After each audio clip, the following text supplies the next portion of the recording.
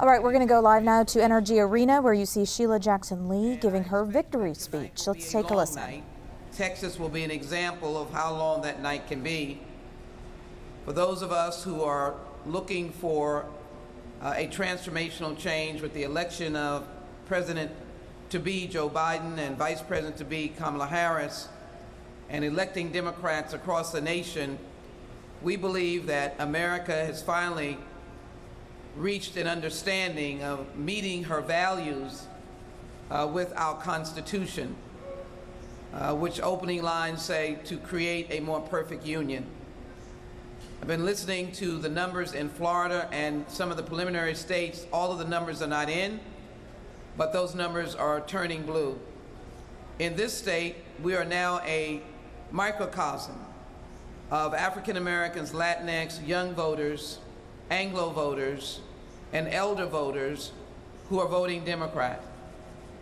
We are, frankly, beating the odds. I don't know what the ultimate results will be, but I believe that we will have a mountainous results.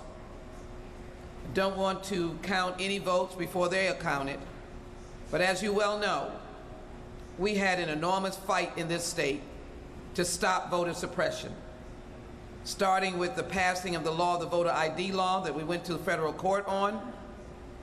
That was ultimately determined at the lower court level that it was unconstitutional and overturned when we went on the appeal court. But ever since we started voting, we have had to remove the 11 sites for early vote, for ballot votes, mail ballot votes.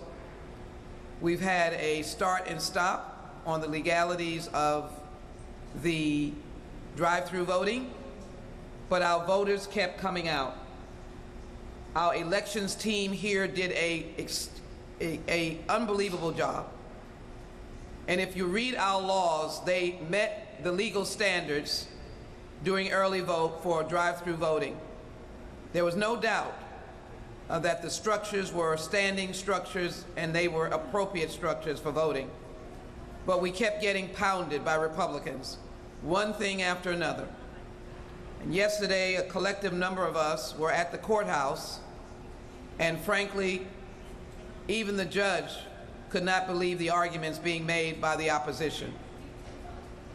And that is the illegalities, allegedly, of the count of 127,000 votes and to stop drive-through voting. Well, a week ago, last Friday, we voted 1 million votes. And today, as I travel throughout Harris County, people from all backgrounds, Republicans, Democrats, and independents and others, voted quietly and respectfully. But I think the ultimate determination will be, I hope, a miraculous count for Texas turning blue. And it will be an impossible dream that we have seized, and finally a reckoning of recognition that in this state, we give dignity to all people.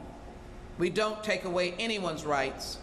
And the people who went to vote, hoping that we are successful, voted because they wanted to be respected. They wanted to have dignity. They wanted to make sure that, in fact, they had a seat at the table. They were tired of being isolated and denigrated. And I am joyful tonight. The early numbers, even if they're just early numbers, shows that those voters are going to be heard tonight throughout the nation. And voters in different states, even in Florida, Virginia, Ohio, their voices are being heard. That's what democracy is. That's what our nation stands for. And I tell you, darn it, that's what I'm excited about, because I live every day.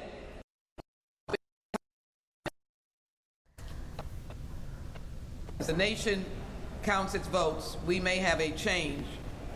And finally, to all of those families who've lost lives, lost loved ones with COVID-19, we finally, as a government, may be unified to, one, honor their deaths and respect the loss and mourn with them, but we finally may get a national plan to be able to save lives.